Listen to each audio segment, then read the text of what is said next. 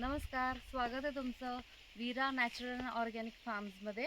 आज आपण पाहणार आहोत की आपण जे ड्रॅगन फ्रूट्स लावले होते, एक व्हिडिओमध्ये मी तुम्हाला दाखवलं होतं की आपण खूप सारे ड्रॅगन फ्रूट्स लावलेले आहेत. आत्ता उन्हाळ्याची सुरुवात झालेली आहे आणि आता सीझन नाही आहे ड्रॅगन फ्रूट्सचा आपल्या इथे तरी. तर त्याच्यामुळे काय होतं की सूर्यप्रकाशाची तीव्रता जास्त जेव्हा होते तेव्हा ड्रॅगन फ्रूटची जी पानं आहेत ती म्हणजे ते जे ड्रॅगन फ्रूटचं जे कॅक्टस जे आपण म्हणतो कॅक्टसवालं, तो पार्ट जो आहे ना तो पिवळा पडायला लागतो. आणि बिकॉज आपल्याला काय करायचं आता की ते पिवळं होण्यापासून त्याला थोडं वाचवायचं आहे, पण सूर्यप्रकाश पण हवा आहे, पण त्याची तेवढी तीव्रता आपल्याला नको आहे.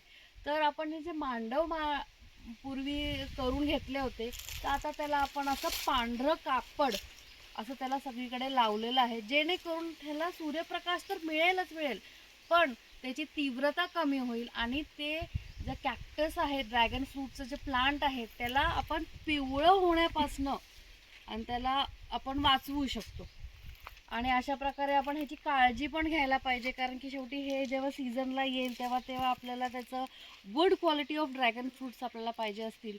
तर जेव्हा ऑफ सीझन असेल तेव्हा त्याची पानं अगर पिवळी पडत असेल तर आपल्याला अशा प्रकारचे पांढरे कापडच लावलेलं जास्त योग्य आहे. हिरवं किंवा डार्क कलरचं नेट किंवा जाळी लावू नका, कारण की त्याला सूर्यप्रकाश पण हवा आहे, पण तीव्रता कमी पाहिजे असल्यामुळे तसं तुम्ही त्याची सोय करून घेऊ शकता.